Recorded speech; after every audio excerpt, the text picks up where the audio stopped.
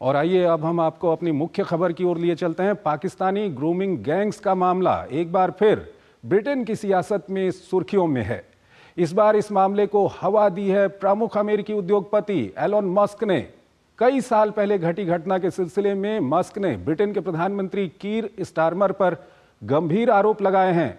फिलहाल इस मामले को लेकर एलन मस्क और कीर स्टारमर आमने सामने हैं। ये रिपोर्ट देखिए। दरिंदगी का शिकार बनाने वाले पाकिस्तानी यौन अपराधियों के गैंग के मुद्दे को लेकर ब्रिटेन की सियासत हिचकोले खाने लगी है। यौन शोषण का यह मामला पुराना है, लेकिन टेस्ला के प्रमुख एलन मस्क के हस्तक्षेप के बाद से फिर से सुर्खियों में है। अब मस्क के आरोपों पर ब्रिटेन के प्रधानमंत्री कीर स्टारमर ने पलटवार किया है। उन्होंने कहा है कि ऑनलाइन झूठी और गलत खबरें फैलाने वालों को पीड़ितों की मदद के बजाय सिर्फ अपने हितों की चिंता है। ऐसे लोग सड़कों पर होने वाली हिंसा से परोक्ष रोमांच हासिल करने की कोशिश करते हैं। दरअसल पिछले दिनों ट्रंप के बेहद करीबी मस्क ने ब्रिटेन के पीएम पर आरोप लगाया था कि 15 साल पहले जब वे पब्लिक प्रोसिक्यूशन प्रमुख थे, तब वे आरोपियों को सजा दिलाने में नाकाम रहे थे। हाल ही में कंजर्वेटिव पार्टी ने यौन शोषण कांड की जांच की मांग की थी, लेकिन लेबर पार्टी की सरकार ने इससे इनकार कर दिया। इस पर नाराजगी जताते हुए मस्क ने सोशल मीडिया पर लिखा कि स्टारमर 2008 से 2013 तक प्रोसिक्यूशन सर्विस के प्रमुख रहते हुए ब्रिटेन के बलात्कार वाले मामलों में सहभागी थे। ब्रिटेन के इतिहास में सबसे बड़े अपराध में उनकी मिलीभगत के लिए उन्हें आरोपों का सामना करना चाहिए। मस्क ने आरोप लगाया कि पीड़ितों के बार बार सामने आने के बाद भी प्रवर्तन एजेंसियां इसे रोक पाने में विफल रहीं। इस पर ब्रिटेन ने नाराजगी जताते हुए कहा कि मस्क ने ब्रिटेन सरकार को गलत समझ लिया है और उन्होंने इस मामले में गलत सूचना दी है। हम इस मुद्दे से निपटने के लिए मस्क के साथ काम करने के लिए तैयार हैं। ब्रिटेन में ग्रूमिंग गैंग्स का मतलब उन लोगों के ग्रुप से है जो बच्चों का शारीरिक, मानसिक और यौन शोषण करते हैं। इसमें ज्यादातर कम उम्र की लड़कियां होती हैं। पहले इन्हें बहला फुसलाकर इनका विश्वास जीता जाता है, फिर शराब, गांजा और ड्रग्स की लत लगाई जाती है। लड़कियां समझ नहीं पाती हैं कि इनका यौन शोषण हो रहा है। इनमें से तो कई को मानव तस्करी का शिकार भी होना पड़ा। कई ने गर्भ भी धारण किया और उन्हें अबार्शन कराना पड़ा। ये ग्रूमिंग गैंग्स पूरे ब्रिटेन में काम करते थे, लेकिन रोचडेल, रदरहैम और टेलफोर्ड राज्यों में इन्होंने सबसे ज्यादा अपना शिकार बनाया। इस घिनौने अपराध में मुख्य रूप से पाकिस्तानी मूल के पुरुष शामिल थे। यही कारण है कि इसे पाकिस्तानी रेप गैंग के तौर पर भी जाना जाता है। और इस खबर पर बात करने के लिए यशवर्धन सिन्हा हमारे साथ जुड़ रहे हैं। भारत के पूर्व उच्चायुक्त रहे हैं ब्रिटेन में। आपका बहुत बहुत स्वागत है सिन्हा साहब हमारे इस कार्यक्रम में। सबसे पहले आपसे हम यही जानना चाहेंगे दर्शकों की जानकारी के लिए, क्या है ये पाकिस्तानी ग्रूमिंग गैंग और क्या ये मामला था? ये आपने सही कहा कि ये मामला नया तो नहीं है, काफ़ी पुराना हो चुका है, मगर ये जो कांड है यौन शोषण का, और ये खासकर पाकिस्तानियों इसमें शामिल थे। ये गैंग्स जो कहलाते हैं ग्रूमिंग गैंग्स। और मैं तो ताज्जुब रहा कि 1997 से लेके 2013 तक सिर्फ एक जगह रोथरहैम में 1400 लड़कियों का शोषण, यौन शोषण हुआ। और ये तो एक बड़ा शर्मिंदनाक और दरिंदा एक कांड है। और मैं समझता हूँ कि इस पे जो अब फोकस आ रहा है, एलॉन मस्क ने अपने एक्स में बड़ा इस पर फोकस ला रहा है, जो मैं पढ़ रहा हूँ, मैं तो आश्चर्यजनक रह गया कि कोर्ट के रिकॉर्ड्स भी इसमें शामिल हैं, जो बड़े गंभीर और बड़ा विवरण जो है, जो कांड हुआ था वो देख के तो ये लगता है कि एक बहुत बड़ा कांड है। और शायद सरकार, उस समय की सरकार और ब्रिटेन की सरकार ने शायद इसको अपने ज़्यादा सीरियसनेस नहीं दिखाया था, इसको टैकल करने में, इसको इसका सामना करने में।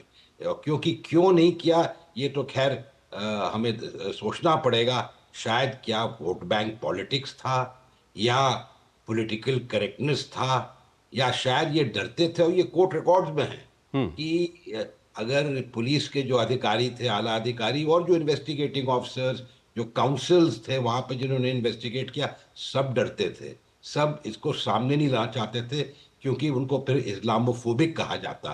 तो ये तो बड़ा शर्मनाक एक घटना है। एक घटना नहीं, ये तो काफी। और कह रहे हैं कि 2017 से 22 हम्म।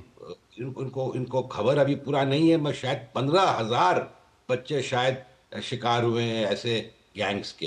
ये तो बहुत ही गंभीर मामला है। और हम लोग, जहां हमें कहा जाता है भारत में कि आप वोट बैंक पॉलिटिक्स करते हो, मगर क्या ये वोट बैंक पॉलिटिक्स नहीं हुआ? क्या इस पर कार्रवाई ठीक से क्यों नहीं की गई? इसी और को थोड़ा सा इसलिए आगे बढ़ाते हैं जो सिन्हा कह रहे हैं साहब। कि सिन्हा साहब, इसी नेशनल को हम इंक्वायरी। थोड़ा सा आगे बढ़ाएंगे। हम आपसे ये जानना जी। चाहते हैं कि एलोन मस्क जो ब्रिटिश प्राइम मिनिस्टर कीर स्टारमर पे हमला कर रहे हैं, उन पर जी। आरोप लगा रहे हैं, इसको आप किस तरह से एक्सप्लेन करना चाहेंगे? देखिए, इस पे तो मैं पढ़ना नहीं चाहता हूँ, क्योंकि के स्टामर साहब थे डायरेक्टर ऑफ प्रोसिक्यूशन उस समय। मगर उनका क्या रोल रहा उस पे, ये तो वो खुद कह रहे हैं कि उन्होंने काफी रिफॉर्म्स भी किए थे। इसलिए ये मस्त साहब और स्टामर साहब के बीच में इस पे टिप्पणी करना ठीक नहीं होगा हमें। मैं कह सकता हूँ कि जो कार्रवाई होनी चाहिए थी वो नहीं हुई, और क्यों नहीं हुई इसकी तो जांच होनी चाहिए। इसके पीछे जिस तरह से आप बता रहे हैं कि कहीं ना कहीं वोट बैंक की पॉलिटिक्स है, उसको थोड़ा सा हमारे दर्शकों को समझाने की कोशिश करिएगा। अब आप देखिए जगह कहाँ कहाँ के हैं। अब आप जो बर्मिंघम के ऊपर मिडलैंड्स कहलाता है, और उस मैनचेस्टर तक वो एरिया आप देखेंगे, तो वो वहाँ पर ज्यादातर ये पाकिस्तानी और मीरपुरी आके बस गए हैं। अब इनके इरादे क्या हैं, ये क्या करते हैं, जो लोग वहाँ रहते हैं उनको मालूम है। तो मैं ज्यादा इस पर नहीं बोलना चाहता, मगर मैं ये जरूर कह सकता हूं कि वहां पर जो शासक पार्टी है वहां मजबूत है। इलेक्शंस में वहां जीतते, और वहां के जो सांसद आते थे वो भी यही कम्युनिटीज के आते थे। जो काउंसिल्स होते हैं, लोकल काउंसिल, वहां भी ये लोग रहते थे। तो क्या ये न्याय दे पाते या देना चाहते थे, ये एक सवाल उठता है। ये किस ओर आगे बढ़ेगा? क्योंकि वहाँ की सियासत में इस वक्त जिस तरह से एलोन मस्क के बाद अब हम देख रहे हैं कि सियासत में एक तरह का भूचाल आया हुआ है वहाँ पर इस मुद्दे को लेकर के, तो आगे आपको किस ओर जाता हुआ दिख रहा है ये?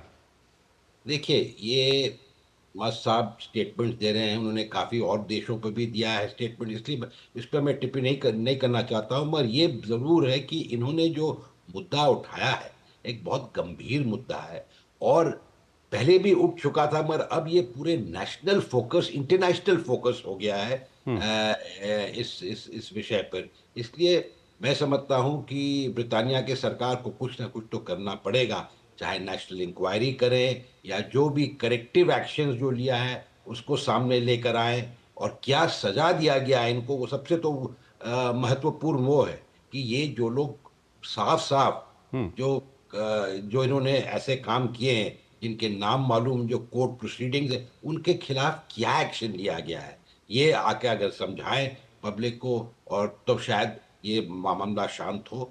मगर जो मस्त साहब कह रहे हैं, स्टामर साहब प्रधानमंत्री हैं ब्रिटेन, ब्रिटेन हमारा एक देश के साथ हमारी बहुत अच्छी मित्रता है। इसलिए मैं नहीं टिप्पणी देना चाहता हूँ कि क्या कितनी सच्चाई है मस्त साहब जो कह रहे हैं। मगर मैं ये कह सकता हूँ ये जो मुद्दा है इसमें सच्चाई जरूर है।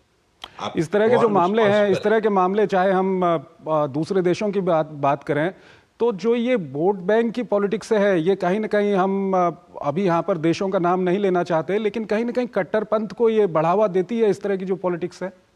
अब आप देखिए, कट्टरपंथी तो होते ही है वहां पर। क्या पूरे यूरोप में देखिए, अब ट्रम्प साहब इलेक्शन क्यों जीते वहां पर, अमेरिका में देखिए, मगर यूरोप तो खास करके ये आतंकवाद और ऐसे एक्सट्रीमिस्ट फिलॉसफी जो होते हैं, आइडियोलॉजी, उनके खिलाफ लड़ रहा है, झुलझ रहा है।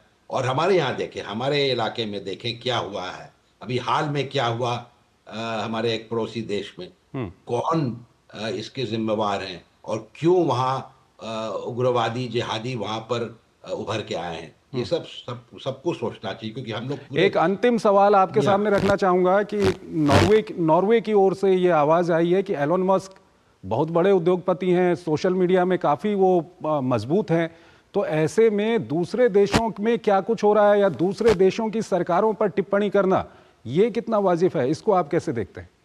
देखिए, वो तो फटाफट टिप्पणी करते हैं हमारे बारे में या किसी कोई और देश के बारे में, वो अगर वो कहते हैं तो बड़ा अजीबोगरीब बात है कि आप कह रहे हैं कि आप दूसरे देश, और ये तो बस साहब अगर कुछ कह रहे हैं, चाहे गलत हो या सही हो, वो मैं उस पे मैं टिप्पणी नहीं कर रहा हूँ क्या कितने हद तक सही है, मगर ये कहना कि दूसरे देशों के मामले पर उनको टिप्पणी नहीं देनी चाहिए, ये तो खुद वो उनको नहीं देनी चाहिए, क्योंकि वो खुद देते हैं, वो खुद देते हैं बाकी देशों में और जो हमारे डेवलपिंग कंट्रीज जो हम कहते हैं, ग्लोबल साउथ के कंट्रीज को, वो तो बराबर हमें सलाह देते हैं, हमारी निंदा करते हैं और टिप्पणी देते हैं। इसलिए हमें तो ये जरा सुन के जरा आश्चर्य हुआ और जरा हंसी भी आया कि वो कह रहे हैं कि बस आपको दूसरे देशों के अंदरूनी मामले पे टिप्पणी नहीं देनी चाहिए। ठीक है, हाँ, ठीक है। तो मैं मानता हूं कि किसी को नहीं देनी चाहिए, मगर ये देश खुद अगर बंद करें टिप्पणी देना, या नॉर्वे जैसे देश। मैं किसी ठीक है, देश का ठीक है। नाम नहीं ले रहा हूं, ठीक है मैं कह सर, रहा हूं काफ़ी आपने महत्वपूर्ण जानकारी हमारे दर्शकों के सामने रखी है और अपना महत्वपूर्ण विश्लेषण हमारे दर्शकों के सामने रखा है। बहुत बहुत शुक्रिया आपका हमारे इस कार्यक्रम में जुड़ने के लिए। और यहाँ पर एक छोटा सा ब्रेक लेते हैं, ब्रेक के उस पार हम आज की दूसरी बड़ी खबर पर बात करेंगे। गोल्डी मसाले के स्वाद